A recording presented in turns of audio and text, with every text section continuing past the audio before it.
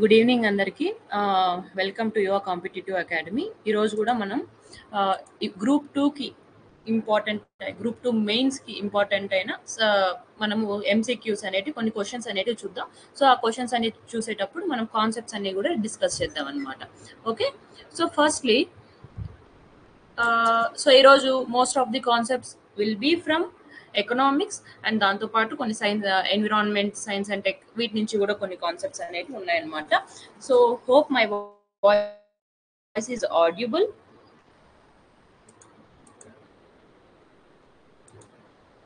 Okay, fine. Yes, so first question ఇక్కడ వచ్చి మనకు చూస్తే దేని గురించి ఇచ్చారు? Pillars of human development. So, which of the following concepts are considered as pillars of human development? So, options లో మనకి equity, sustainability, productivity and security అనేవి ఉన్నాయి. సో ఇక్కడ మనకు వచ్చిన కాన్సెప్ట్ వచ్చి హ్యూమన్ డెవలప్మెంట్ అనే కాన్సెప్ట్ గురించి అడుగుతున్నారు అనమాట. సో ఈ హ్యూమన్ డెవలప్మెంట్ అనే కాన్సెప్ట్ అనేది మనకి ఎకానమీ సబ్జెక్ట్ లో మనకి ఎకనామిక్ గ్రోత్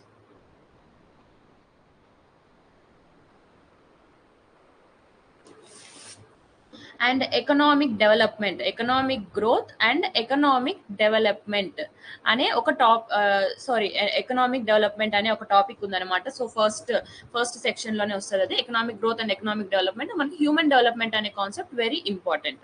సో ఈ హ్యూమన్ డెవలప్మెంట్ అనే కాన్సెప్ట్ అనేది ఎలా స్టార్ట్ అయింది? ఈ హ్యూమన్ డెవలప్మెంట్ అనే కాన్సెప్ట్ ని ఫస్ట్ డెవలప్ చేసింది వచ్చి మనకి మహబూబ్ అల్ హక్ అనే ఒక ఎకానమిస్ట్ మనకి ఇది స్టార్ట్ చేశారనమాట. సో ఓకే, సో ఇతను ఫస్ట్ దీన్ని డెవలప్ చేశారు, హ్యూమన్ డెవలప్మెంట్ అనే కాన్సెప్ట్స్ ని విత్ 4 పిల్లర్స్. విత్ ఎన్ని పిల్లర్స్ అంటే విత్ 4 పిల్లర్స్. ఆ 4 పిల్లర్స్ ఏంటి? సో ఆ 4 పిల్లర్స్ ఏంటి అంటే ఈక్విటీ అనగా ఇక్కడ మనకి అన్ని రిసోర్సెస్ ప్రతి ఒక్క హ్యూమన్ కి ఈక్వల్ యాక్సెస్ ఇవ్వాలి, ఈక్వల్ యాక్సెస్ ఉండే ఆపర్చునిటీ ప్రొవైడ్ చేయాలి. సో అన్ని రిసోర్సెస్ అనేటివి ప్రతి హ్యూమన్ కి ఈక్వల్ గా అందేలాగా తయారు చేయడమే ఈక్విటీ అన్నమాట.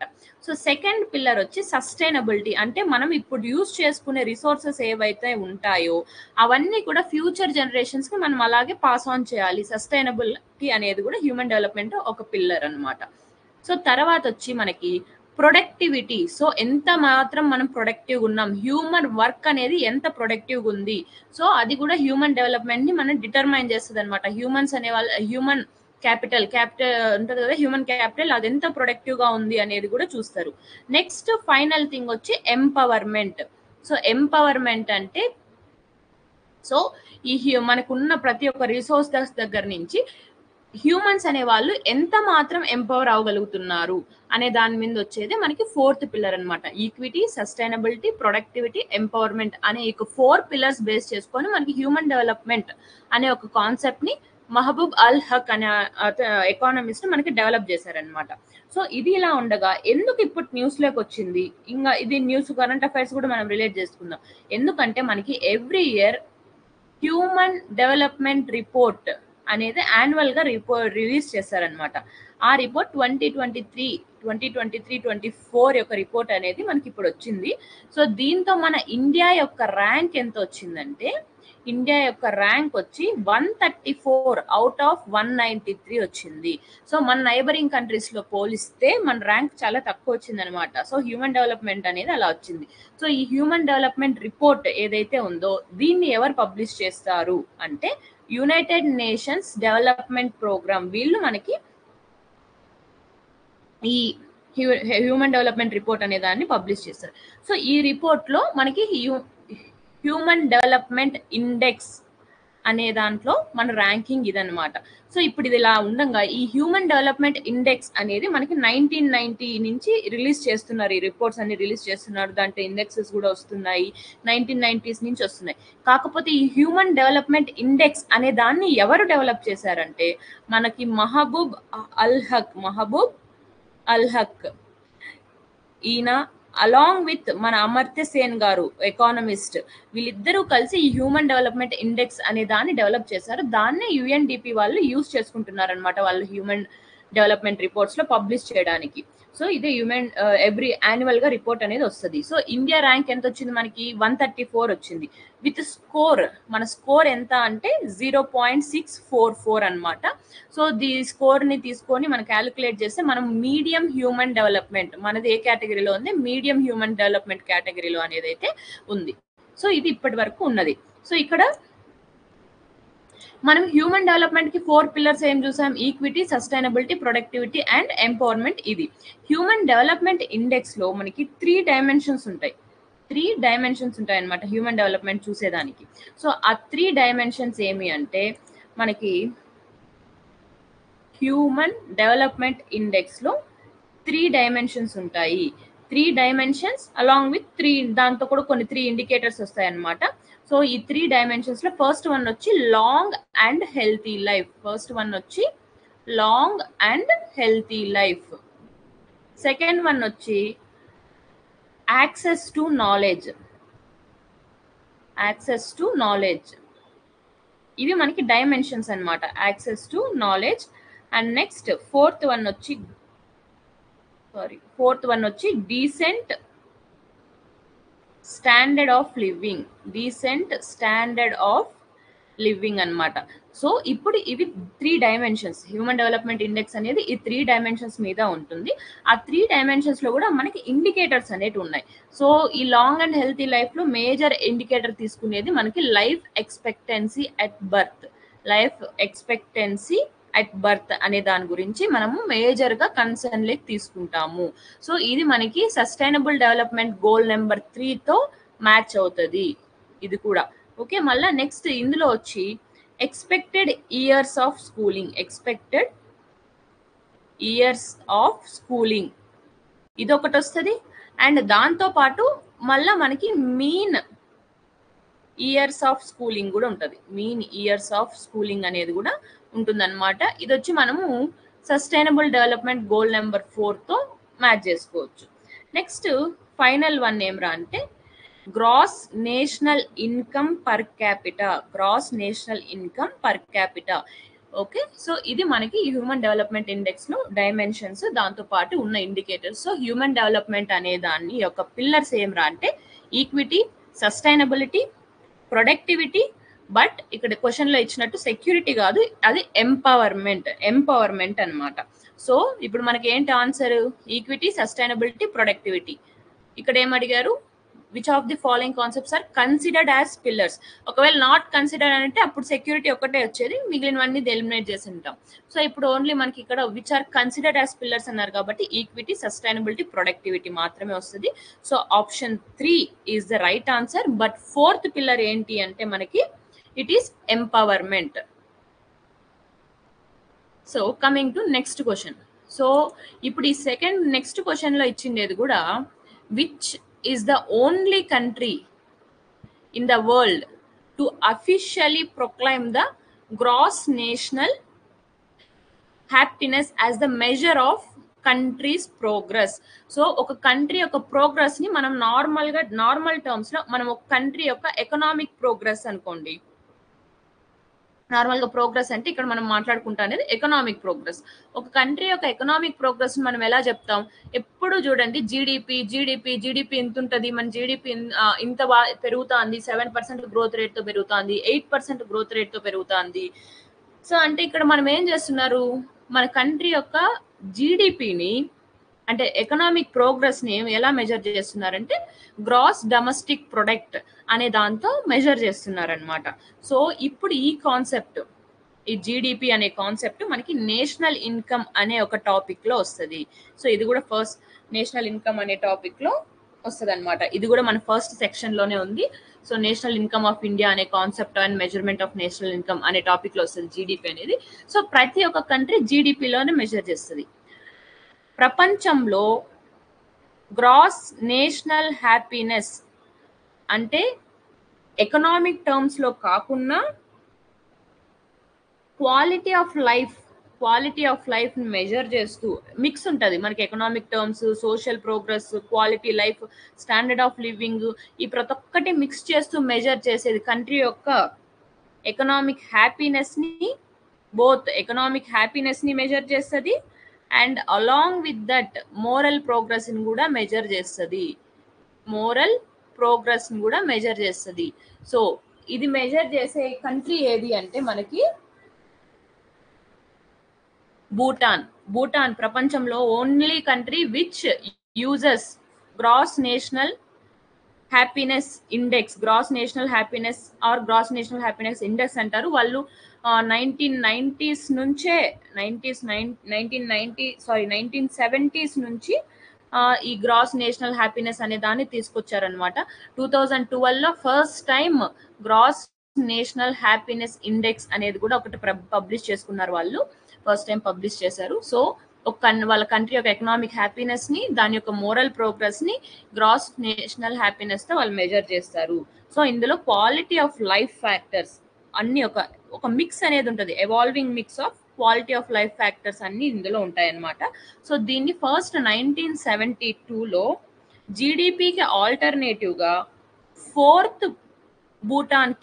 ఫోర్త్ కింగ్ ఆఫ్ భూటాన్ ఉంటారు కదా, ఫోర్త్ భూటాన్ కింగ్, ఆయన పేరు వచ్చి king Jigme సింజే Wangchuk.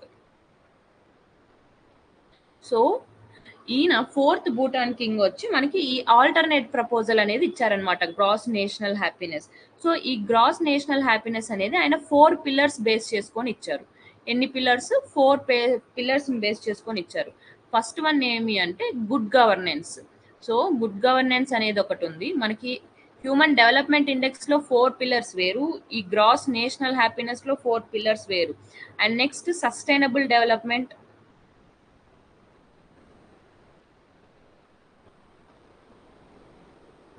Third one వచ్చి preservation and promotion of culture,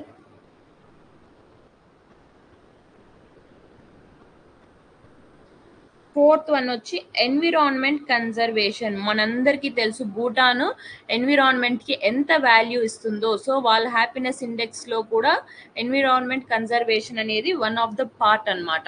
so ఈ గ్రాస్ నేషనల్ హ్యాపీనెస్ లో ఆయన 4 పిల్లర్స్ కన్సిడర్ చేసుకున్నారు. Good governance, sustainable development, preservation and promotion of culture and environment conservation అని ఈ 4 పిల్లర్స్ బేస్ చేసుకొని ఆయన ప్రపోజ్ చేశారు. ఆయన ప్రపోజ్ చేసినప్పటి నుంచి మనకి వాళ్ళ ఎకానమిస్ట్ అందరూ ఓకే చెప్పుకుంటూ, ఓకే కంట్రీని ఇలాగే మనం మెజర్ చేస్తే బెటర్, ఎందుకంటే ఎకనామిక్ ప్రోగ్రెస్ ఉంటే అందరూ నిజంగానే హ్యాపీగా ఉన్నారా, నిజంగా ప్రతి ఒక్కరి దగ్గర ప్రోగ్రెస్ ఉందా లేదా అనేది మనం అనలైజ్ చేయడం కష్టం అవుతుంది. సో ఇలా అనలైజ్ చేస్తే మొత్తం అంటే హోలిస్టిక్ గా మనం అనలైజ్ చేసినట్టు అవుతుంది కంట్రీ యొక్క ప్రోగ్రెస్ ని హోలిస్టిక్ గా. సో ఇప్పుడు ఎకనామిక్ ప్రోగ్రెస్ ఉంది అట్లని చెప్పి ఉత్త పొల్యూషన్ తోనే వెళ్తాన్నాం అనుకోండి, అప్పుడు మన దగ్గర ఎయిర్ పొల్యూషన్ ఉంది, ఎకనామిక్ ప్రోగ్రెస్ ఉంది, ఎయిర్ పొల్యూషన్ పెరుగుతుంది, మన హెల్త్ ఎక్స్పెండిచర్ కూడా పెరుగుతుంది. సో ఇక్కడ మనం నిజంగానే ఎకనామిక్ గా హ్యాపీగా ఉన్నామా? డబ్బులు వస్తానంత మాత్రం మనం హ్యాపీగా లేం కదా.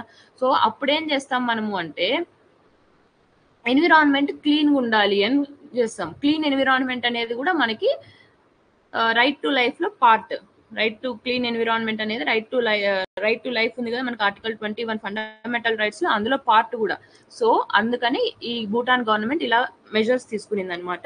సో వాళ్ళు ఫైనల్ గా గ్రాస్ నేషనల్ హ్యాపీనెస్ ఏదైతే ఉందో దాన్ని 9 డొమైన్స్ కి తీసుకున్నారనమాట. ఇప్పుడు 4 పిల్లర్స్ ఉన్నాయి వాళ్ళు మేజర్ గా. ఆ 4 పిల్లర్స్ ఏంటి?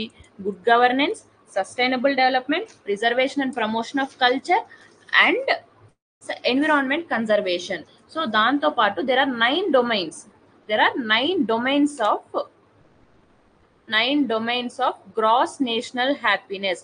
ఈ గ్రాస్ నేషనల్ హ్యాపీనెస్ లో వాళ్ళు ఏవేవి మెజర్ చేస్తున్నారంటే first psychological well being measure చేస్తున్నారు. మన స్ట్రెస్, యాంగ్జైటీ లెవెల్స్, ప్రతి ఒక్కటి సైకలాజికల్ గా are we fit or we are not అనేది చూస్తున్నారనమాట. నెక్స్ట్ స్టాండర్డ్ ఆఫ్ లివింగ్ అనేది మెజర్ చేస్తున్నారు. డొమైన్ స్టాండర్డ్ ఆఫ్ లివింగ్ అనేది కూడా ఇందులో part. Next even there is good governance and health అనేది important. Health and education is always there. Health, education. Next community vitality. అంటే మనం దీన్ని హార్మోని కింద తీసుకోవచ్చు. ఎంత మాత్రం కమ్యూనిటీ యొక్క హార్మోనస్ గా ఉన్నాం మనము, పీస్ ఎంత మాత్రం ఉంది అన్నట్టు అనమాట. Next there is cultural diversity. Next ఎంత ప్రొడక్టివ్ గా టైం యూజ్ చేస్తున్నాం. టైం యూజ్ అనేది కూడా వన్ ఆఫ్ ద ఇంపార్టెంట్. దేనికి టైం యూజ్ చేస్తున్నాం, ఎంత బాగా యూజ్ చేసుకుంటున్నాం అనే దాని మీద, ఏ యాక్టివిటీస్ మనం పెడుతున్నాం అనే వాటి మీద కూడా ఉందన్నమాట. నెక్స్ట్ ఎకలాజికల్ రెసిలియన్స్, ఎకలాజికల్ కూడా వాళ్ళు వెరీ మచ్ ఇంపార్టెన్స్ ఇచ్చారు. సో ఇలాగా 9 domains of gross national happiness తో మనకి ప్రపంచంలో అఫీషియల్ గా గ్రాస్ నేషనల్ హ్యాపీనెస్ ని కంట్రీ యొక్క ఎకనామిక్ ప్రోగ్రెస్ ని అండ్ అదే విధంగా ఎకనామిక్ ప్రోగ్రెస్ తో పాటు ఎకనామిక్ హ్యాపీనెస్ తో పాటు మోరల్ ప్రోగ్రెస్ ని కూడా క్యాల్కులేట్ చేసే ఓన్లీ కంట్రీ భూటాన్. ఈ గ్రాస్ నేషనల్ హ్యాపీనెస్ తో ముందుకు వచ్చిన కింగ్ ఎవరు అంటే 4th భూటాన్ కింగ్ అన్నమాట, జిగ్మే సింగ్జే వాంగ్చుక్ అని. Okay, so moving on to next question. So important topic ఇక్కడ మనకి, which of the following expenditures is subtracted from physical deficit to arrive at primary deficit? మనం ఫిజికల్ డెఫిసిట్ నుంచి ఏ దాన్ని సబ్ట్రాక్ట్ చేస్తే ప్రైమరీ డెఫిసిట్ వస్తుంది అంటున్నారు. సో ఈ concept వచ్చి మనకి సెకండ్ సెక్షన్ లో ఇండియాస్ ఫిజికల్ పాలసీ అని ఒకటి ఉంది. ఇండియాస్ ఫిజికల్ పాలసీ అని ఒక హెడ్డింగ్ ఉంది. సో ఈ ఇండియాస్ ఫిజికల్ పాలసీ అనే దాంతో మనకి ఈ ఫిజికల్ డెఫిసిట్ గురించి, deficit financing, physical responsibility, so వీటన్నిటి గురించి కూడా వస్తుంది అనమాట.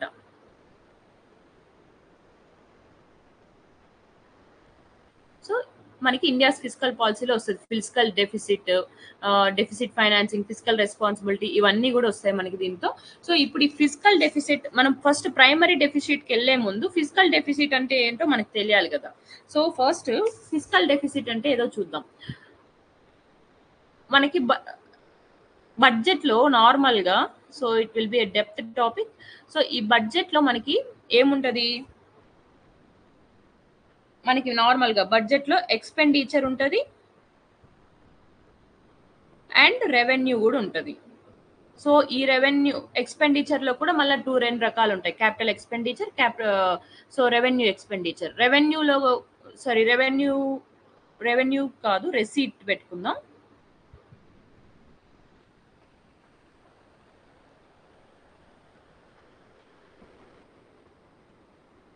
ఎక్స్పెండిచర్ అండ్ రిసీట్స్ అన్నమాట. సో రిసీట్స్ అంటే మనకు వచ్చేది. సో ఎక్స్పెండిచర్ లో టోటల్ ఎక్స్పెండిచర్ లో మనకి కరెంట్ ఎక్స్పెండిచర్ ఉంటుంది, రెవెన్యూ ఎక్స్పెండిచర్ ఉంటుంది. సో నెక్స్ట్ రిసీట్స్ లో కూడా మనకు అంతే ఉంటది అనమాట. సో రిసీట్స్ లో ఏముంటదంటే, సో కరెంట్ రెవెన్యూ రిసీట్స్ ఉంటాయి, కరెంట్ క్యాపిటల్ రిసీట్స్ ఉంటాయి.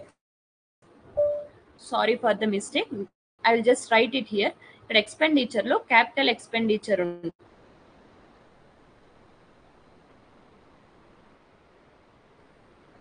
అండ్ రెవెన్యూ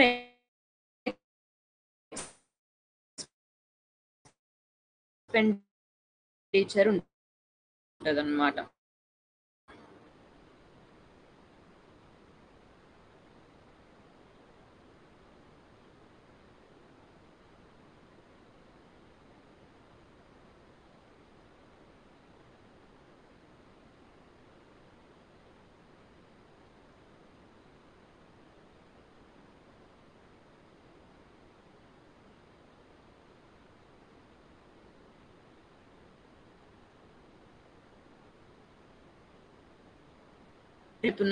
ఫర్ సపోజ్ మన రెవెన్యూ తక్కువ ఉంది, సో ఎక్స్పెండిచర్ ఎక్కువ ఉంది అంటే total expenditure minus total receipts ఏవైతే ఉంటుందో, సో దీన్ని నార్మల్ గా మనం ఏమంటారంటే బడ్జెట్ డెఫిసిట్ అంటారు. సో నార్మల్ గా బడ్జెట్ డెఫిసిట్ అంటారు. సో ఫిజికల్ డెఫిసిట్ అంటే కూడా అంతే. ఫిజికల్ డెఫిసిట్ అంటే గవర్నమెంట్ స్పెండింగ్ అనేది గవర్నమెంట్ రెవెన్యూ కంటే ఎక్కువ అయితే, ఒక ఫిజికల్ ఇయర్ లో గవర్నమెంట్ స్పెండింగ్ అనేది గవర్నమెంట్ రెవెన్యూ కంటే ఎక్కువైతే దానివల్ల ఏం జరుగుతుంది, సో ఆ ఎక్స్పెండిచర్ ఎక్కువైతుంది, మనకి రెవెన్యూ తక్కువ ఉంది, ఈ బ్యాలెన్స్ అనేది మనం మ్యాచ్ చేసుకోవాలి కదా. సో ఈ బ్యాలెన్స్ అనేది మనం ఎప్పుడైతే మ్యాచ్ చేసుకోవాలనుకుంటున్నామో అప్పుడు మనం ఏం చేస్తామంటే బారో చేసుకుంటాం అనమాట. సో ఇంక్రీజ్డ్ బారోయింగ్ చేసుకుంటాం అండ్ అదే ప్లేస్ లో మనము డెప్ట్ కూడా అనేది పెరుగుతూ ఉంటది. బారోయింగ్స్ తీసుకుంటాం, వేరే లయబిలిటీస్, డిస్ఇన్వెస్ట్మెంట్స్ అలాంటివి ఏమన్నా కావాలంటే చేసుకుంటాం అనమాట. ఓకే, సో ఇక్కడ మనకి ఫిజికల్ డెఫిసిట్ అంటే ఏం లేదు, గవర్నమెంట్ స్పెండింగ్ అనేది గవర్నమెంట్ రెవెన్యూ కంటే ఎగ్జీడ్ అవుతుంది. ఎగ్జీడ్ అయినప్పుడు it will lead to borrowing. So ఎంత అమౌంట్ ఆఫ్ బారోయింగ్ మనం తీసుకుంటున్నామో, మన స్పెండింగ్ ని మనం మీట్ అవ్వడానికి గవర్నమెంట్ ఎంత బారో అయితే అమౌంట్ చేసుకుంటున్నామో దాన్నే ఫిజికల్ డెఫిసిట్ అంటారు. దీన్ని మనం నార్మల్ గా physical deficit is equals to total expenditure minus total receipts. ఈ టోటల్ రిసీట్స్ లోనే మనం ఎక్సెప్ట్ బారోయింగ్స్ ఏం రాస్తామంటే except borrowings and other liabilities అనేది మనం ఇక్కడ రాస్తామన్నమాట. సో ఇక్కడ మనకి ఫిజికల్ డెఫిసిట్ అంటే టోటల్ ఎక్స్పెండిచర్ ఉంటుంది, total receipts except borrowings and other liabilities. ఇంకొక సెన్స్ లో చెప్పాలంటే ఎంత అమౌంట్ ఆఫ్ బారోయింగ్స్ మనం తీసుకుంటున్నామో అదే మన ఫిజికల్ డెఫిసిట్ అన్నమాట. సో ఇవంతా మైనస్ చేస్తే మనకి ఇంకా చాలాకి వస్తుంది డబ్బులు, అప్పుడు వేరే వాళ్ళ దగ్గర మనం డబ్బులు తీసుకుంటున్నాం, అదే ఫిజికల్ డెఫిసిట్, ఎందుకంటే గవర్నమెంట్ బారో చేస్తుంది. So in other sense physical deficit is nothing but the amount of borrowings, మనం ఎంత బారోయింగ్ చేసుకుంటున్నాం, మన అదర్ లయబిలిటీస్ ఏమున్నాయి, అదే ఫిజికల్ డెఫిసిట్ వస్తుంది. ఓకే, సో ఇప్పుడు ఈ ఫిజికల్ ఇయర్ లో మనం ఎక్స్పెండిచర్ మేట్ అవడానికి బారో అయితే చేసుకున్నాము. అసలు ఎందుకు ఎందుకు ఎక్స్పెండిచర్ పెరుగుతుంది, ఈ ఫిజికల్ డెఫిసిట్ రావడానికి గల కారణాలు ఏమైతాయి? గవర్నమెంట్ ఎక్కువ స్పెండ్ చేస్తూ ఉండొచ్చు, లేదంటే ఒకవేళ కోవిడ్ లాంటి సిచ్యువేషన్స్ రావచ్చు, ట్యాక్స్ కట్స్ వచ్చిండొచ్చు, లేదు అంటే సబ్సిడీస్ ఇవ్వడం ఎక్కువ గవర్నమెంట్ చేస్తా ఉండొచ్చు, సో లేదు అంటే కూడా రెవెన్యూ కలెక్షన్ కూడా చాలా తగ్గుతూ ఉండిండొచ్చు అనమాట. సో వీటి వల్ల అంతా వస్తుంది. సో గవర్నమెంట్ మెయిన్ పని ఏమి ఈ ఫిజికల్ పాలసీలో అంటే మనకి మానిటరీ పాలసీ వచ్చి ఆర్బీఐ చూసుకుంటది, ఫిజికల్ పాలసీ వచ్చి మినిస్ట్రీ ఆఫ్ ఫైనాన్స్ కి రెస్పాన్సిబిలిటీ అనమాట. సో ఫిజికల్ పాలసీ యొక్క మెయిన్ పర్పస్ ఏమిరా అంటే ఎకనామిక్ గ్రోత్ ని బ్యాలెన్స్ చేయాలి విత్ ఎకనామిక్ గ్రోత్ ని ప్రమోట్ చేస్తూ మనకి ఫిజికల్ డిసిప్లైన్ ని కూడా మెయింటైన్ చేయాలన్నమాట. సో అందుకనే ఫిజికల్ డెఫిసిట్ ని మన గవర్నమెంట్ కూడా ఎప్పుడు టార్గెట్స్ ని తగ్గించుకోవాలి, ఫిజికల్ డెఫిసిట్ తగ్గించాలి అంటే బారోయింగ్స్ మనం తగ్గించుకుంటా రావాలా అనేది మాట్లాడుతుంది. సో బారోయింగ్స్ మనం తగ్గించుకుంటా రావాలంటే మనం రెవెన్యూ అనేది ఇంక్రీజ్ చేసుకుంటా రావాలి. సో ఇప్పుడు ఇండియాకి కరెంట్ గా ఫిజికల్ డెఫిసిట్ ఎంత ఉంది అంటే ఫర్ ఫైనాన్షియల్ ఇయర్ 24 అంటే మనం ఏది 2023-24 కి మాట్లాడుకుంటున్నాం. ఇది వచ్చి రివైజ్డ్ అంతా చెప్పేసిన తర్వాత ఇప్పుడు 5.63% ఉంది, 63% ఆఫ్ జీడిపి అంటే జీడిపిలో 5.63% మనం బారోయింగ్సే ఉన్నాయి అని అర్థం. ఓకే, సో యాక్చువల్ గా అప్పుడు మనం ఎస్టిమేట్ చేసిండేది 5.8% ఎస్టిమేట్ చేశారు, బట్ ఎస్టిమేట్ చేసిన దానికంటే తక్కువే ఉంది. So it is a good number. So government next financial year కంటే ఇప్పుడు జరుగుతున్న ఆన్ గోయింగ్ ఫైనాన్షియల్ ఇయర్ 25 అంటే 2024-25 గాను 5.1% ప్రొజెక్ట్ చేసింది అనమాట. ఎస్టిమేట్స్ 5.1% ఆఫ్ జీడిపి ప్రొజెక్ట్ చేసింది. కానీ మన కమిట్మెంట్ ఏమి అంటే 4.5% ఆఫ్ జీడిపి అంటే ఫిజికల్ డెఫిసిట్ అనేది 4.5% ఆఫ్ జీడిపి తెచ్చుకునేయాలి by the year 2025-26. Okay, so ఇది మన కమిట్మెంట్. సో ఇప్పుడు ఇలా ఉందా, మనకి క్వశ్చన్ లో ఏమడిగారు, ప్రైమరీ డెఫిసిట్ ని ఫిజికల్ డెఫిసిట్ లో దేన్ని సబ్ట్రాక్ట్ చేస్తే వస్తుంది అన్నట్టు అడిగారు అనమాట. సో ఏ దాన్ని సబ్ట్రాక్ట్ చేస్తే వస్తుంది అంటే మనకి ఫిజికల్ డెఫిసిట్ అంటే ఏం మాట్లాడుకున్నాం, ఫిజికల్ డెఫిసిట్ అంటే total expenditure minus total revenue except borrowings అన్నమాట. So except borrowings and other liabilities. Okay, so అంటే ఫిజికల్ డెఫిసిట్ అనేది నువ్వు బేసికల్ గా మనకు కావాలి మీట్ అవ్వడానికి తీసుకుంటున్న బారోయింగ్స్ కింద లెక్క. సో ఇప్పుడు ఇది ఉన్నంగా ఇట్లుంటే పక్కన పెడితే ప్రైమరీ డెఫిసిట్ ఏమి అంటే physical deficit minus interest payments.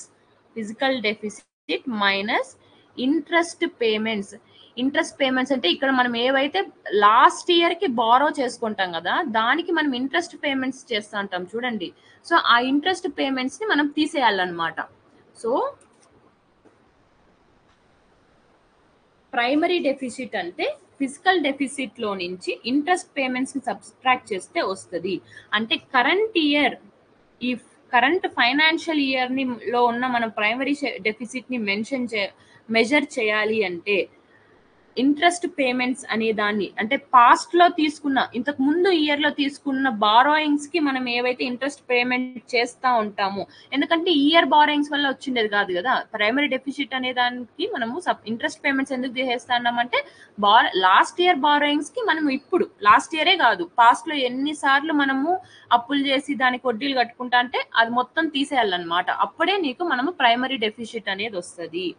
So primary deficit అంటే physical deficit minus interest payments. So మనకి నార్మల్గా ఫిజికల్ డెఫిసిట్ అంటే ఏంటి? Total expenditure and total receipts except మనకి బారోయింగ్స్ అండ్ అదర్ లయబిలిటీస్ తీయాలంట. అంటే మనము ఈ టోటల్ రెవెన్యూస్, టోటల్ రిసీట్స్ ఉంటాయి కదా, టోటల్ రిసీట్స్ లో capital receipts other than borrowings and other liabilities వస్తాయి, రెవెన్యూ రిసీట్స్ వస్తాయి. ఇవన్నీ వస్తే మనం ఇక్కడ ఏం చేస్తున్నామంటే బేసికల్ గా బారోయింగ్స్ అండ్ అదర్ లయబిలిటీస్ తీసేస్తున్నాం. అంటే కూడా మనకి ఏమొస్తుందంటే బడ్జెట్, ఇప్పుడు మనకి తీసేస్తున్నామంటే ఇప్పుడు ఇంతకు డిస్కస్ చేసినప్పుడు ఫిజికల్ డెఫిసిట్ అంటే ఏం డిస్కస్ చేసాం? గవర్నమెంట్ కి స్పెండింగ్ ఖర్చులు ఎక్కువ అవుతున్నాయి కానీ రెవెన్యూ తగ్గిపోతుంది. సో ఇది ఈ స్పెండింగ్ ఖర్చులు మీట్ అవ్వడానికి బయట నుంచి బారో చేసుకుంటుంది. ఏదర్ మన ఇండియాలో ఉన్న బిజినెస్ మెన్ దగ్గర నుంచి కూడా, బయట గవర్నమెంట్స్ నుంచి కూడా, ఎక్కడి నుంచన్నా బారో చేసుకుంటది అనమాట. సో ఆ బారో చేసుకునే అమౌంట్ ఎంత ఉంటుందో అదే మనకి ఫిజికల్ డెఫిసిట్. సో ఇప్పుడు ప్రైమరీ డెఫిసిట్ అంటే ఆ బారో చేసుకున్న అమౌంట్ కి నెక్స్ట్ ఇయర్ మనం ఇంట్రెస్ట్ పేమెంట్ కట్టాలి కదా. సో ఆ ఇంట్రెస్ట్ పేమెంట్ ని ఫిజికల్ డెఫిసిట్ నుంచి తీసేస్తే మనకి ప్రైమరీ డెఫిసిట్ వస్తుంది. So hope this is all clarified. So ఇప్పుడు which one of the following expenditures is subtracted from fiscal deficit to arrive at primary deficits? It is interest payments అన్నమాట. So coming to next question. Wholesale price inflation has increased in India during 2021-2022 due to which of the following factors? Wholesale price index అనేది ఏ factors వల్ల 2021-2022 financial year లో increase అయింది అని అడుగుతున్నారనమాట. So ఇక్కడ options వచ్చి ఏమి ఇచ్చారు మనకి? Sharp increase in international prices of crude oil, decrease in economic activity post covid, disruption of global supply chain, high freight cost. So ఈ 4 ఆప్షన్స్ ఉన్నాయి. ఫస్ట్ మనము హోల్సేల్ ప్రైస్ ఇన్ఫ్లేషన్. సో ఈ topic కూడా ఎందుకు మనకి ఇంపార్టెంట్, హోల్సేల్ ప్రైస్ ఇన్ఫ్లేషన్ అంటే, so మనకి inflation అనే టాపిక్ కూడా ఒకటి ఉంది, కాజెస్ అండ్ రెమెడీస్ ఇవన్నీ ఒక టాపిక్ ఉంది. ఇన్ఫ్లేషన్ అనేది ఎకనామిక్స్ లో సెకండ్ సెక్షన్ లో ఉంది. సో ఈ హోల్సేల్ ప్రైస్ ఇన్ఫ్లేషన్ అనేది మనకి ఇంతకు ముందు RBI wholesale price inflation base చేసుకొని మన ఇన్ఫ్లేషన్ మెజర్స్, వడ్డీ రేట్లు పెట్టడం and repo rate, reverse repo rate ఇవన్నీ సెట్ చేయడం అనేది చూసుకుంటాను అనమాట. సో ఇప్పుడు అది తీసేసి ఇప్పుడు కరెంట్ గా మనము సిపిఐని మాత్రం తీసుకుంటున్నాం. హోల్సేల్ ప్రైస్ ఇండెక్స్ కాకుండా సిపిఐతో మనం దాన్ని చూసుకుంటున్నాము. సో ఇప్పుడు అది పక్కన పెడితే, కన్జ్యూమర్ ప్రైస్ ఇన్ఫ్లేషన్ పక్కన పెట్టేస్తే, ఈ హోల్సేల్ ప్రైస్ ఇన్ఫ్లేషన్ అనే దాన్ని న్యూస్ లో కూడా వచ్చింది. ఎందుకు న్యూస్ లో వచ్చిందంటే, డిపార్ట్మెంట్ ఫర్ ప్రమోషన్ ఆఫ్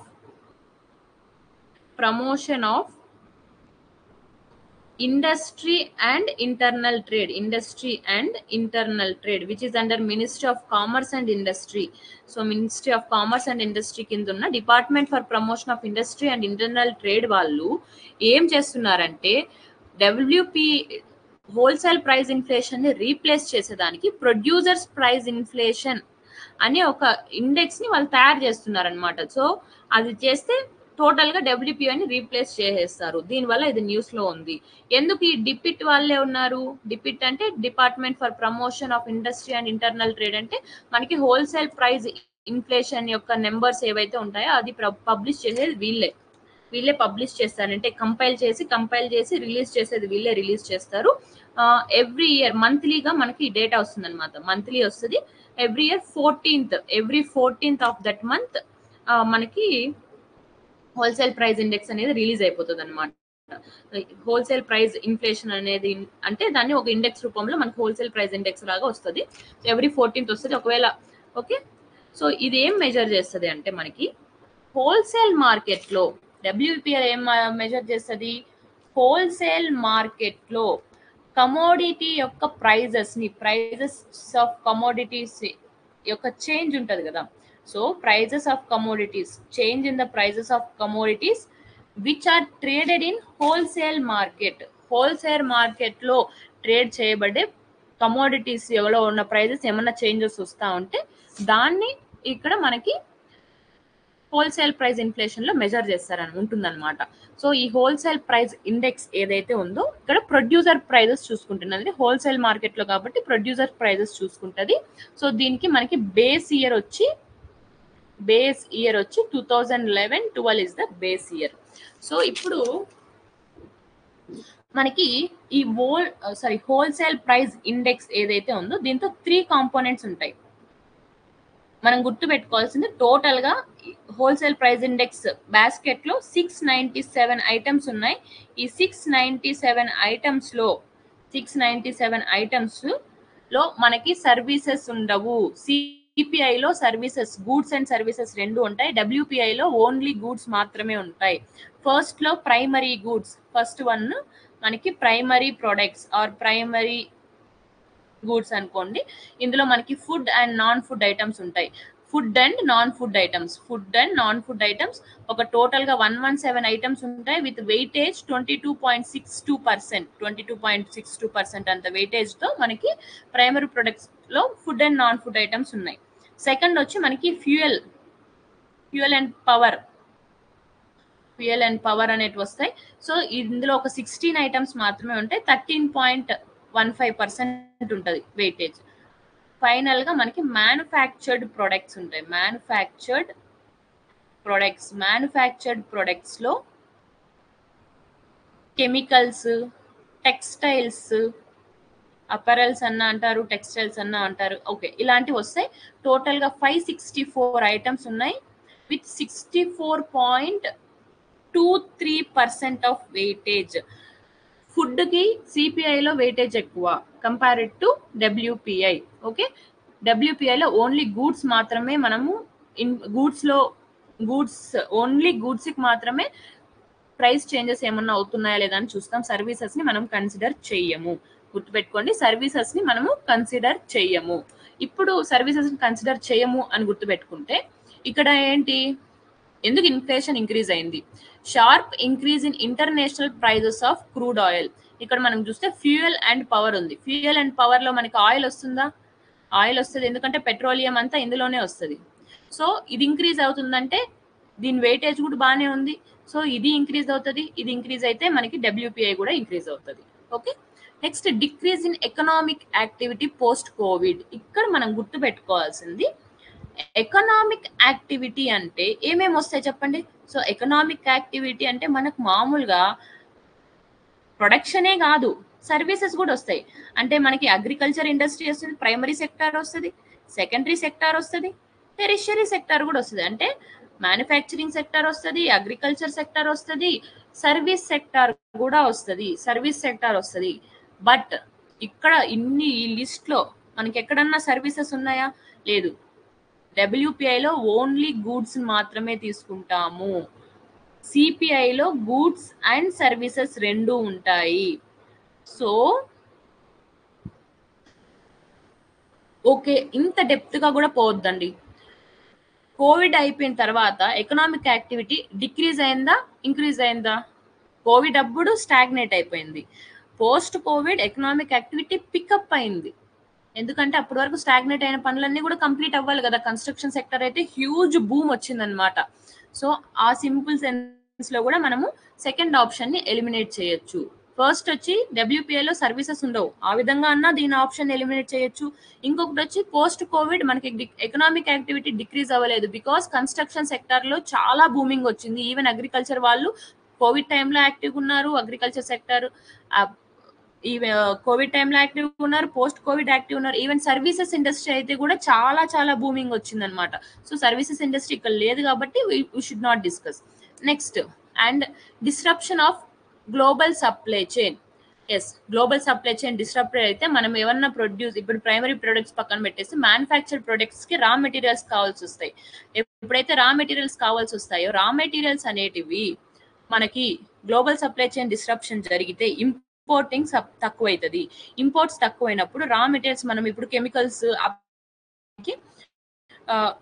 ఇప్పుడు కెమికల్స్ ప్రొడ్యూస్ చేయాలంటే ఏపీఐస్ కావాలి. ఏపీఐస్ చేయడం ఎప్పుడైతే ఈ సప్లై చైన్ డిస్టర్బ్ అయ్యి రా మెటీరియల్స్ తగ్గుతుంది అంటే మనం ప్రొడక్ట్స్ తక్కువ ప్రొడ్యూస్ చేస్తాం. ఈ ప్రొడక్ట్స్ తక్కువ ప్రొడ్యూస్ చేయడం వల్ల ఆ ప్రొడక్ట్స్ యొక్క కాస్ట్ హ్యూజ్ పెరిగిపోతుంది అనమాట. కాస్ట్ ఇది పెరిగిపోతుంది అంటే ప్రైస్ పెరుగుతుంది కదా, ప్రైస్ పెరుగుతుంది అంటే డబ్ల్యూపీఐ కూడా ఇంక్రీజ్ అవుతుంది.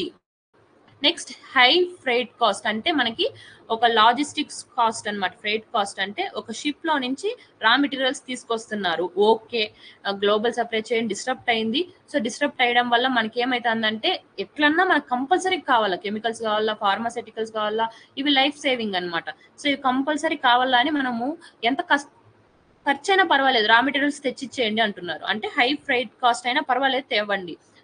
ఇట్లా ఇక్కడ తెప్పించుకొని మనకి ఏం చేస్తున్నామంటే అంటే మనకి ప్రొడక్ట్ మీద ప్రైస్ పెంచేస్తున్నాం. సో ప్రొడక్ట్ మీద ప్రైస్ పెంచేయడం వల్ల కూడా మనకి డబ్ల్యూపీఐ ఇంక్రీజ్ అయ్యింది.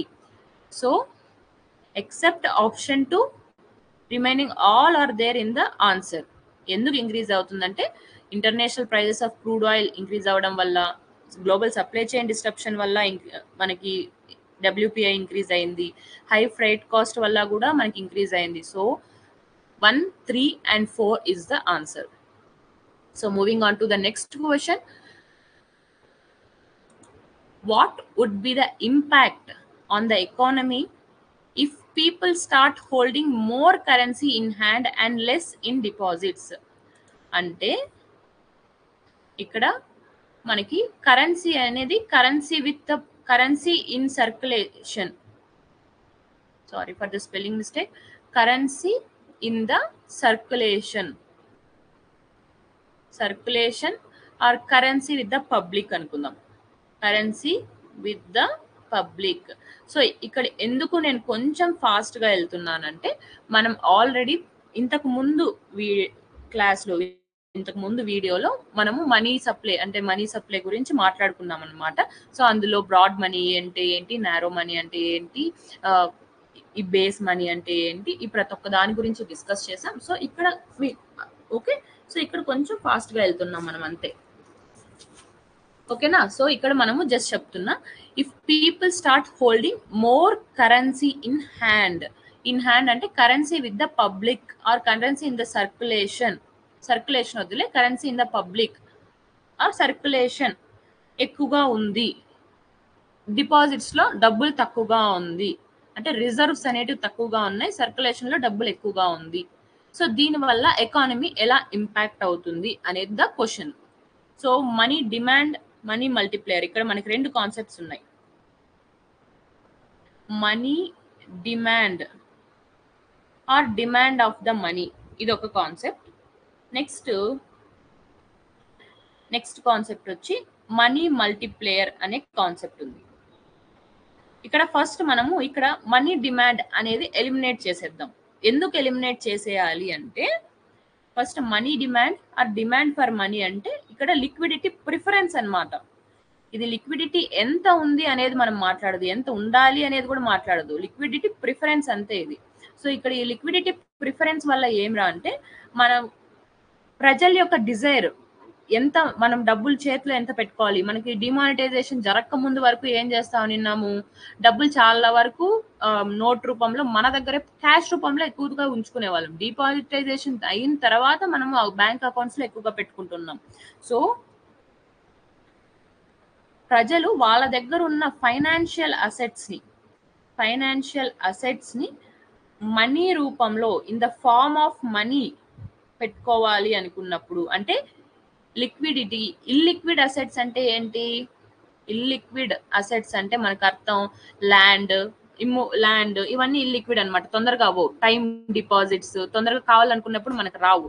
సో ఇలాగా ఈ ఇల్లిక్విడ్ అసెట్స్ కాకుండా లిక్విడిటీ ప్రిఫరెన్స్ అనమాట. సో ఫైనాన్షియల్ అసెట్స్ అనేటివి in the form of money రూపంలో ఎంత ఎక్కువ పెట్టుకోవాలి అనుకుంటున్నారు ప్రజలు అనేది మాత్రమే వస్తుంది. సో అంటే ఇక్కడ ఏం రా అంటే వాళ్ళ ఇన్కమ్ బేసిస్ మీద, ప్రైస్ లెవెల్ బేసిస్ మీద, సో దీని మీద ఇది మారిపోతూ ఉంటది. సో ఇది మనకి జస్ట్ లిక్విడ్ ప్రిఫరెన్స్ గురించి చెప్తుంది అంతే, ఎంత పెట్టుకోవాలనుకుంటున్నారు అని చెప్తుంది అంతే, దానివల్ల ఏం అవుతుంది ఎకానమీలో అనేది చెప్పదు. ఓకే, సో ఇప్పుడు మనీ డిమాండ్ అనే ఆప్షన్స్ ని మనం ఎలిమినేట్ చేసేద్దాం. సో ఇప్పుడు మనకి ఏముంది, money multiplier will decrease, money multiplier will increase. So ఇప్పుడు మనీ మల్టిప్లేయర్ గురించి చూద్దాం. సో మనీ మల్టిప్లేయర్ అంటే ఏమి అంటే, money multiplier is the ratio of broad money to the reserve money. Ratio of broad money అంటే M3, రిజర్వ్ మనీ అంటే M0, narrow money అంటే M1, intermediate money అంటే M2. సో మనీ మల్టిప్లేయర్ అంటే broad money divided by reserve money అన్నమాట. Okay, దీన్ని మనం ఎలా రాసుకోవచ్చు, M3 ఇంటూ 1/M4. సో ఇక్కడ ఏమంటున్నారు, పబ్లిక్ దగ్గర ఎక్కువ అయిపోయింది, డిపాజిట్స్ లో తక్కువ ఉంది అంటున్నారు. బ్రాడ్ మనీలో డిపాజిట్స్ ఎక్కువ ఉంటాయి. బ్రాడ్ మనీలో ఏముంటాయంటే మనకి డిపాజిట్స్ అనేటివి ఎక్కువ ఉంటాయి. సర్క్యులేషన్ అంటే మనీ సర్క్యులేషన్ ఏదైతే ఉంటుందో దాన్ని పెద్దగా ఉండదు, ఎందుకంటే డిపాజిట్స్ అనేటివి ఓవర్వెల్మింగ్ చేసేస్తాయి అన్నమాట. లేదు ఇది కూడా పక్కన పెట్టేస్తే కూడా మనీ మల్టిప్లేయర్ అనేది మనము రిజర్వ్స్ తో క్యాలిక్యులేట్ చేస్తాం. ఎంత మాత్రం బ్యాంక్స్ దగ్గర రిజర్వ్స్ ఉన్నాయి, రిజర్వ్డ్ మనీ ఎంత ఉంది బ్యాంక్స్ లో, డిపాజిట్స్ రూపంలో ఎంత ఉంది అనే బేసిస్ మీద కూడా మనీ మల్టిప్లేయర్ క్యాలిక్యులేట్ చేస్తాం. సో అంత డెప్త్ వద్దు, ఇక్కడ బ్రాడ్ మనీ మన రిజర్వ్ మనీ చూద్దాం. సో ఇప్పుడు suppose reserve money just sample గా తీసుకుందాం. మనకి పబ్లిక్ దగ్గర క్యాష్ తక్కువ ఉంది, కరెన్సీ విత్ ద పబ్లిక్ అనేది జస్ట్ 100 రూపీస్ ఉంది. బ్రాడ్ మనీలో మనకి డిపాజిట్స్ ఈ 100 రూపీస్ తో పాటు డిపాజిట్స్ అమౌంట్ కూడా వస్తుంది. 100 రూపీస్ తో పాటు మనకి డిపాజిట్స్ అమౌంట్ ప్రతి ఒక్కటి ఇంక్లూడ్ అవుతుంది. బ్రాడ్ మనీ అనేది ఓవరాల్ మనీ కదా. సో ఈ బ్రాడ్ మనీలో ఏమరా అంటే మనకి 100 తో పాటు ఇంకొక 900 అనేది అనుకుందాం, అంటే టోటల్ 1000 ఉంది. బ్రాడ్ మనీ 1000 ఉంది, రిజర్వ్ మనీ 1000 ఉంది. అప్పుడు మనీ మల్టిప్లేయర్ అనేది ఏమైతుంది, మనీ మల్టిప్లేయర్ వాల్యూ ఎంత, 10. మనీ మల్టిప్లేయర్ వాల్యూ ఎంత అంటే జస్ట్ 10. అదే బ్రాడ్ మనీ ఓకే, కానీ రిజర్వ్ మనీ మనకి పెరుగుతుంది. రిజర్వ్ మనీ అంటే పబ్లిక్ తో ఉన్న కరెన్సీ పెరుగుతుంది. బ్రాడ్ మనీ ఇప్పుడు 1000 మనీ అయితే టోటల్ గా 1000 ఉంది, కానీ రిజర్వ్ మనీ ఎంత అయింది, ఒక 100 పెంచేసుకున్నారు వాళ్ళ జేట్లలో, 100 పెంచేసుకున్నారు. ఇప్పుడు మనకి వాల్యూ ఎంత వస్తుంది, 5 ఉంది అనమాట. 5 అనేది వాల్యూ ఉంది. సో ఇప్పుడు మనకి ఇక్కడ ఏంటైతుంది, మనీ మల్టిప్లేయర్ అనేది డిక్రీజ్ అవుతుంది. గుర్తుపెట్టుకోండి, మనీ మల్టిప్లేయర్ అనేది డిక్రీజ్ అవుతుంది. ఎప్పుడైతే పీపుల్ వాళ్ళ దగ్గర కరెన్సీ అనేది ఎక్కువగా హోల్డ్ చేసుకుంటారో, వాళ్ళ హ్యాండ్స్ లో అంటే క్యాష్ రూపంలో మనీ ఎక్కువగా వాళ్ళ దగ్గర పెట్టుకుంటారో, అప్పుడు మనీ మల్టిప్లేయర్ అనేది ఇట్ విల్ డిక్రీజ్. సో ఇక్కడ మనకు అర్థమైందని అనుకుంటున్నా. సో మనీ డిమాండ్ అనేది ఇక్కడ రాదు. మనీ డిమాండ్ అంటే డిమాండ్ ఫర్ మనీ అన్నమాట. ఇది totally different concept. Demand for money అనేది ప్రజలు లిక్విడ్ వాళ్ళ యొక్క ప్రిఫరెన్స్ అంతే, ఉందా లేదా వేరు, వాళ్ళ ప్రిఫరెన్స్ అది. ఓకే,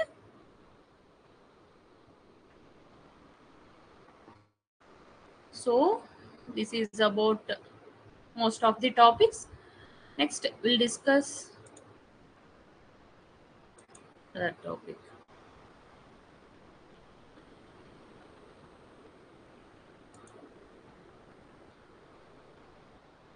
Okay, so ఇప్పుడు ఫస్ట్ మనకు SDG India index, sustainable development goals India index అన్నమాట. ఈ sustainable development goals India index అనే దాన్ని సస్టైనబుల్ డెవలప్మెంట్ గోల్స్ అనేది మనకి సైన్స్ అండ్ టెక్నాలజీలో ఉంది. సైన్స్ అండ్ టెక్నాలజీలో 5th యూనిట్ లో మనకి సస్టైనబుల్ డెవలప్మెంట్ అనేది ఒక చాప్టర్ అనేది బాగా వెయిటేజ్ మంచిగానే ఉంది దానికి కూడా. సో ఇందులో మనం ఇంతకు ముందు క్లాస్ లో కూడా డిస్కస్ చేసుకున్నట్టు 17 సస్టైనబుల్ డెవలప్మెంట్ గోల్స్ ఉన్నాయి. 2030 అజెండా ఫర్ సస్టైనబుల్ డెవలప్మెంట్ అనే దాన్ని అడాప్ట్ చేసుకున్నారు అనేదంతా కూడా డిస్కస్ చేసుకున్నాం అన్నమాట. సో ఇవంతా డిస్కస్ చేశాం కదా. ఇప్పుడు జస్ట్ ఇండియా కాంటెక్స్ట్ లోకి వద్దాం. ఇండియా కాంటెక్స్ట్ లో ఏం రా అంటే ఎస్డిజి ఇండియా ఇండెక్స్. ఈ ఎస్డిజి ఇండియా ఇండెక్స్ అనేది ఏదైతే ఉందో దీన్ని మనకి ఆల్రెడీ క్వశ్చన్లు ఇచ్చారు, నీతి ఆయోగ్ వాళ్ళు డెవలప్ చేశారు. నీతి ఆయోగ్ వాళ్ళు లాంచ్ చేశారు, డెవలప్ చేశారు. అంటే ఈ SDG India index developed by NITI Aayog includes 17 SDGs for each state. Sorry for that interruption, ఇక్కడ 17 లేదు, ఇక్కడ మనకు అంటే 16 సస్టైనబుల్ డెవలప్మెంట్ గోల్స్ మాత్రమే ఉంటాయి ఫర్ ఈచ్ స్టేట్. 16 డెవలప్మెంట్ ఇక్కడ మనకి ఈ ఎస్డిజి ఇండియా ఇండెక్స్ అనే దాంతో పార్ట్నర్షిప్స్ అనే ఒక సస్టైనబుల్ డెవలప్మెంట్ గోల్ ఉంది. ఈ థీమ్ ని వాళ్ళు క్వాలిటేటివ్ టర్మ్స్ లో డిస్కస్ చేసేస్తారనమాట. సో క్వాలిటేటివ్ టర్మ్స్ లో డిస్కస్ చేసేస్తారు. సో బేసికల్ గా ఆ గోల్ ని ఇంక్లూడ్ చేయరు, ఓన్లీ 16 గోల్స్ మాత్రమే నీతి ఆయోగ్ మాట్లాడుకుంటుంది. మనకి ఫస్ట్ టైం 2018 లో ఈ ఇండెక్స్ ని ఫ్రేమ్ చేసినప్పుడు 13 సస్టైనబుల్ డెవలప్మెంట్ గోల్స్ మాత్రమే ఉన్నాయి. 2019 లో మనకి 16 గోల్స్ కి ఇంకా ఇంక్రీజ్ అయినా 2020 దాన్ని 2021 ఆ ఇండెక్స్ ఇచ్చే టయానికి సేమ్ 16 గోల్సే వచ్చారు, 16 గోల్సే ఉంచుకున్నారు. కానీ కాకపోతే మనకి టార్గెట్స్ పెంచేశారు. ఇప్పుడు ఇక్కడ 16 గోల్స్ అండ్ 100 ఇండికేటర్స్ తో మెజర్ చేసేవాళ్ళు, ఇక్కడ 16 గోల్స్ 115 ఇండికేటర్స్ తో మెజర్ చేస్తున్నారు అనమాట. 115 ఇండికేటర్స్ తో మెజర్ చేస్తున్నారు. ఇక్కడ ఓన్లీ 70 టార్గెట్స్ అయినాయి అండ్ 70 టార్గెట్స్ అయితే అయిపోయినాయి అనమాట. సో ఇది ఇట్లుంటే ఇది మనకి బేసికల్ గా sustainable development goals India index. ఇందులో 16 సస్టైనబుల్ డెవలప్మెంట్ గోల్స్ ఉంటాయి, 17 ఉండో. 17th సస్టైనబుల్ డెవలప్మెంట్ గోల్స్ అయిన పార్ట్నర్షిప్స్ ఏదైతే ఉంటుందో, ఈ 17th సస్టైనబుల్ డెవలప్మెంట్ గోల్ ఉంది కదా, పార్ట్నర్షిప్స్ అనే దాని మీద ఉంటుంది ఆ గోల్. సో అది ఇందులో లేదు. ఓకే. అండ్ మన సస్టైనబిలిటీ డెవలప్మెంట్ గోల్స్ లో కూడా ఇక్కడ ఇచ్చిన 4 ఆప్షన్స్ లో ఒక గోల్ అయితే లేదు. సో అది కూడా డిస్కస్ చేద్దాం. But before going in to that, ఈ ఎస్డిజి ఇండియా ఇండెక్స్ అనేది మన ఇండియాలో ఉన్న స్టేట్స్, మన ఇండియాలో ఉన్న యూనియన్ టెరిటరీస్ అన్ని సస్టైనబుల్ డెవలప్మెంట్ గోల్స్ టార్గెట్స్ ని ఎంత మాత్రం అచీవ్ చేస్తున్నాయి, వాటి ప్రోగ్రెస్ ఎంత ఉంది అనేది డాక్యుమెంట్ చేస్తుంది. దీనికోసం ఒక డాష్ బోర్డ్ కూడా డెవలప్ చేస్తున్నారు, అది ఇంకా పబ్లిష్ అవ్వలేదు, ఇట్ ఈస్ కమింగ్ సూన్ అనమాట. సో దీన్ని మొత్తానికి it was developed by ministry of statistics and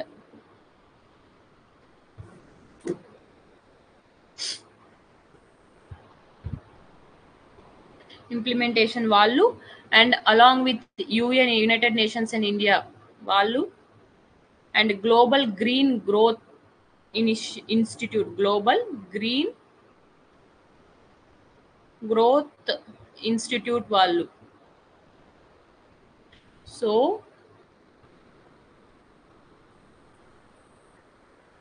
so వీళ్ళందరూ కలిసి ఈ దాన్ని డెవలప్ చేశారు. సో నీతి ఆయోగ్ వాళ్ళు దీంతో మేజర్ పార్ట్ పోషించారనమాట. సో ఇందులో ఈ ఇండెక్స్ లో మనం అన్ని చూసుకున్నాం. ఈ ఇండెక్స్ లో మనం 4 క్లాసిఫికేషన్స్ చేస్తారు. ఒకటి వచ్చి ఆస్పిరెంట్ క్లాసిఫికేషన్ ఉంటుంది. నెక్స్ట్ పర్ఫార్మర్, అంటే ఈ స్కోర్ బేసిస్ మీద 0 to 100 అనే స్కోర్ ఇస్తారు. 0 to 100 అనే స్కోర్ ఉంటుంది. ద స్కోర్స్ లో 4 బేసిస్ తీసుకున్నారు. ఫ్రంట్ రన్నర్ ఒకటి అండ్ అచీవర్ అంటే మనకి 100 స్కోర్ వచ్చేసి ఉండాలి, అంటే అన్ని సస్టైనబుల్ డెవలప్మెంట్ గోల్స్ అచీవ్ చేసేసి ఉండాలన్నమాట. సో ఆస్పిరెంట్ అంటే 0 to 49, పర్ఫార్మర్ అంటే 50 to 64, ఫ్రంట్ రన్నర్ అంటే 65 to 99 అనమాట. సో ఇప్పుడు వరకు మనకి 2020, 2021 లో వచ్చిన ఇండియా ఇండెక్స్ లో ఆస్పిరెంట్ కేటగిరీలోన ఏ స్టేట్స్ లేవు, అచీవర్ కేటగిరీలోన ఏ స్టేట్స్ లేవు. కేరళ వచ్చి ఫస్ట్ ర్యాంక్ ఉంది ప్రస్తుతానికి, and Himachal Pradesh and Tamil Nadu they are in the second place అనమాట, సెకండ్ ర్యాంక్ ఉంది.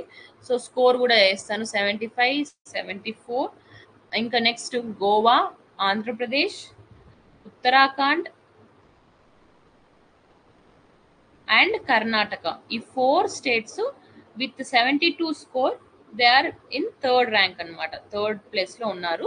సో ఇది మనకి ఎస్డిజి ఇండియా ఇండెక్స్. ఏంటి 16 గోల్స్ ఉన్నాయి. 16 గోల్స్ అంటే 17th గోల్ ఏదైతే ఇంతకుముందు నేను మాట్లాడానో ఆ గోల్ జస్ట్ క్వాలిటేటివ్ గా తీసుకుంటారు కానీ ఈ స్కోర్ ని మెజర్ చేసుకునే దానికి మాత్రం తీసుకోరు.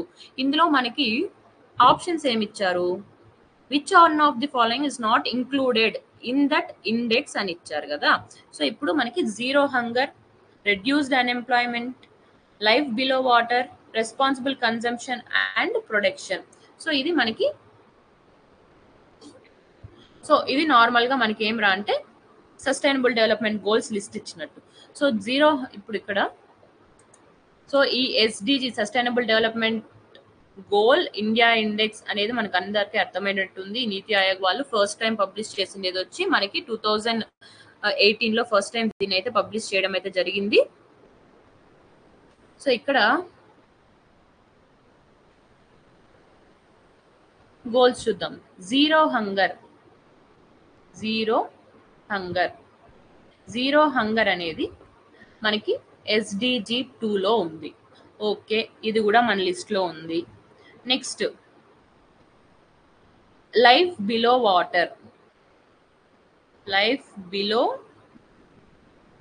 వాటర్, ఇది sustainable development goal number 14. Next responsible consumption and production, ఇది వచ్చి సస్టైనబుల్ డెవలప్మెంట్ గోల్ నెంబర్ 12లో ఉంది. సో ఇవన్నీ ఓకే. రెడ్యూస్డ్ అన్ఎంప్లాయ్మెంట్ అనే ఒక సస్టైనబుల్ డెవలప్మెంట్ గోల్ అయితే లేదు. రెడ్యూస్డ్ అన్ఎంప్లాయ్మెంట్ అనే ఒక గోల్ అయితే ఎందులోన లేదనమాట. మనకి జస్ట్ సస్టైనబుల్ డెవలప్మెంట్ గోల్ 8లో వచ్చి decent work and economic growth ఉంది. నెక్స్ట్ జెండర్ ఈక్వాలిటీ అనేది ఉంది. కానీ మనకి ఎందులోన industry, innovation, infrastructure and sustainable development goal number 9 ఉంది. రెడ్యూస్డ్ ఇన్ఈక్వాలిటీస్ అనే సస్టైనబుల్ గోల్ నెంబర్ 10లో ఉంది. అంతేగాని రెడ్యూస్డ్ అన్ఎంప్లాయ్మెంట్ అనేది అయితే లేదు, అనే గోల్ లేదు, ఎస్డిజి లేదు. రెడ్యూస్డ్ ఇన్ఈక్వాలిటీస్ అనేది ఎస్డిజి 10లో ఉందన్నమాట. సో ఇక్కడ ఈ ఇండెక్స్ లో ఏది మనం ఇంక్లూడ్ చేయలేదు అంటే రెడ్యూస్డ్ అన్ఎంప్లాయ్మెంట్ అనేది కూడా ఇంక్లూడ్ చేయలేదు. అండ్ మనకి గోల్ నెంబర్ 17 మాట్లాడుకున్న పార్ట్నర్షిప్స్ ఫర్ ద ఎస్డిజి 17 ఇది ఉంది కదా, ఇది పార్ట్నర్షిప్స్ ఫర్ ద గోల్ అన్నమాట. సో ఇదైతే మనకి ఈ ఇండెక్స్ లో స్కోర్ తీసుకుంటారు కదా, ఈ స్కోర్ తీసుకొని మనకి ఏ ర్యాంక్ ఉంది అనేది చెప్తారు కదా, దాంతో ఇది కన్సిడర్ చేయరు. ఓన్లీ 16 గోల్స్ మాత్రమే కన్సిడర్ చేస్తారు. ఇది వచ్చి మనకి క్వాలిటేటివ్ బేసిస్ మీద వెళ్ళిపోతుంది. ఓకే, సో ఓన్లీ 16 గోల్స్ మాత్రమే ఇప్పుడు ప్రస్తుతానికి మన ఇండెక్స్ లో ఉన్నాయి.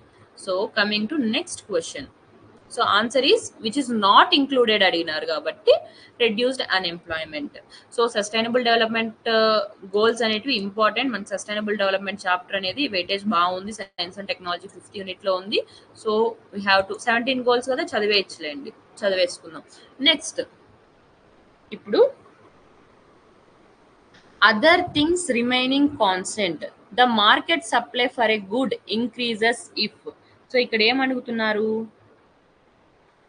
అన్ని మనకి ఎకనామిక్స్ టాపిక్ ఇది. సో ఇక్కడ మనకి నార్మల్ గా ఎకనామిక్స్ టాపిక్ లో ఇది మనకి ఎక్కడ వస్తుందంటే స్ట్రక్చర్ ఆఫ్ ఇండియన్ ఎకానమీ, అందులో కూడా రాదు. ఇది ప్యూర్ ఎకనామిక్స్ టాపిక్ అన్నమాట, economics topic. Okay, economics topics macro economics లో ఇంపార్టెంట్. ఇది సప్లై, డిమాండ్ వీటిల్లో ఇంపార్టెంట్ ఆస్పెక్ట్ దీనికి ఉంది. సో ఇప్పుడు మనకి other things remaining constant, the market supply, ఇక్కడ ఏం మాట్లాడుతున్నారు, సప్లై గురించి మాట్లాడుతున్నారు. For a good increases if, అన్ని కాన్స్టెంట్ గా పెట్టుకున్నారు, జస్ట్ ప్రైస్ మాత్రమే వేరియేట్ అవుతుంది. అన్ని కాన్స్టెంట్ గా పెట్టుకుంటున్నారు, ఓన్లీ ప్రైస్ వేరియేషన్ మాత్రమే ఉంది. ఇది వచ్చి మనకి లా ఆఫ్ సప్లై అన్నమాట. లా ఆఫ్ సప్లై ఏమంటే other things remaining constant, the market supply for a good increases if it's price increases. దాని ప్రైస్ ఇంక్రీజ్ అయినప్పుడు market supply of a good కూడా ఇంక్రీజ్ అవుతుంది. సో ఇది లా ఆఫ్ సప్లై అన్నమాట. మనకి బేసికల్ గా లా ఆఫ్ సప్లై అనేది ఇంతే. సో లా ఆఫ్ సప్లై ఏం మాట్లాడుతుంది, market supply of good increase అయితే ఎప్పుడు ఇంక్రీజ్ అవుతుందంటే దాని ప్రైస్ ఇంక్రీజ్ అయితే ఇంక్రీజ్ అవుతుంది. ఎందుకు అంటే ఒకసారి ప్రైస్ ఫర్ సపోజ్ ఇప్పుడు మనకి గోడౌన్స్ లో ప్రైవేట్ గోడౌన్స్ లో ఎందులోనో పల్సెస్ ఉన్నాయి. పల్సెస్ అనేటివి ఎత్తి పెట్టున్నారు. సో పల్సెస్ అనేటివి దాచుకున్నారు అనమాట. ఇప్పుడు ఏం చేస్తారు, పల్సెస్ బయట మార్కెట్ లో తగ్గిపోయినాయి. ఓకే, మార్కెట్ లో తగ్గిపోయినాయి.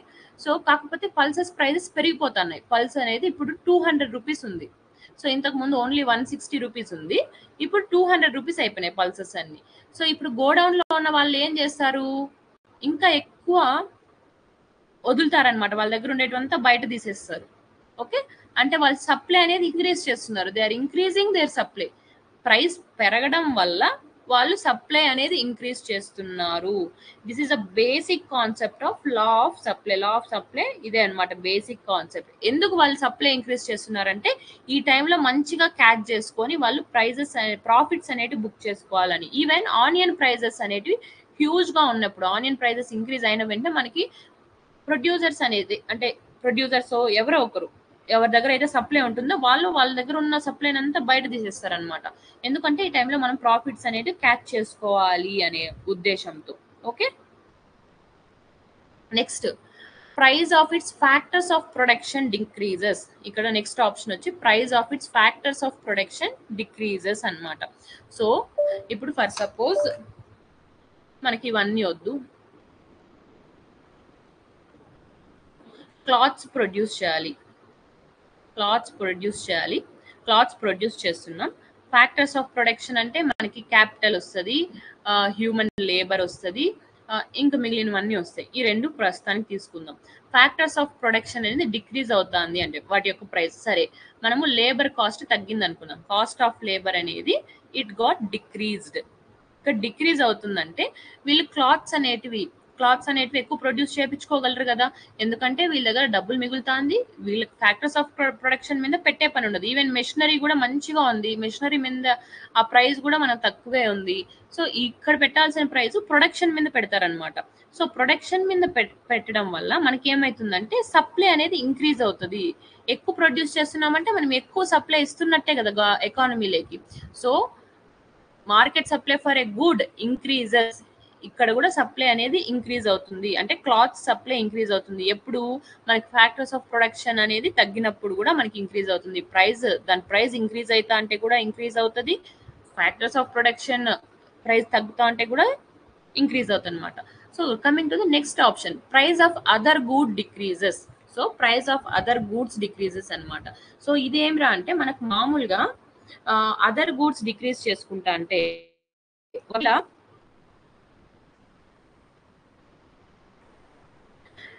అదర్ గూడ్స్ అంటే కొన్ని గూడ్ ప్రైజెస్ ఇంక్రీజ్ అయితే, ఇప్పుడు ఫర్ సపోజ్ మనము కంపారిజన్ చేసుకుంటా అంటే some goods it will increase, for some goods it might decrease. Supply అనేది ఒకదానికి ఇంక్రీజ్ అవుతుంది, ఒకదానికి డిక్రీజ్ అవుతుంది అనమాట.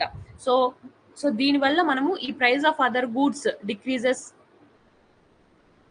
ఒక అదర్ గూడ్ యొక్క ప్రైస్ అనేది తగ్గుతా ఉంది అంటే ఈ మనం సప్లై ఏ గూడ్ అయితే మనం సప్లై చేసుకోవాలనుకుంటున్నామో దాని ఇంక్రీజ్ అవ్వాలా అన్న రూల్ అనేది ఏమీ లేదు. సో ఓకే, సో కాకపోతే మనకి లా ఆఫ్ డిమాండ్ ఏం చెప్తుందంటే, లా ఆఫ్ డిమాండ్ లో అదర్ గూడ్స్ ప్రైజెస్ డిక్రీజ్ అవుతుంది. ఫర్ సపోజ్ అదర్ గూడ్ యొక్క ప్రైజెస్ అనేటివి డిక్రీజ్ అవుతున్నాయి అంటే దాని డిమాండ్ కూడా పెరిగిపోతుంది. ప్రైస్ డిక్రీజ్ అవుతుందంటే దాని డిమాండ్ పెరుగుతుంది అనమాట. సో ఇక్కడ ఇన్వర్స్ రిలేషన్షిప్ ఉంటుంది. ప్రైస్ డిక్రీజ్ అయితే డిమాండ్ పెరుగుతుంది, ఇక్కడ ప్రైస్ ఇంక్రీజ్ అయితే సప్లై పెరుగుతుంది. ఓకే, సో ఇది మనకి ఈ క్వశ్చన్ లో ఉండేది. So answer is except 3, first and 2 are the right answers. 1 and 2 is the only right answer. Next. So okay, we'll discuss again in next class. Thank you everyone.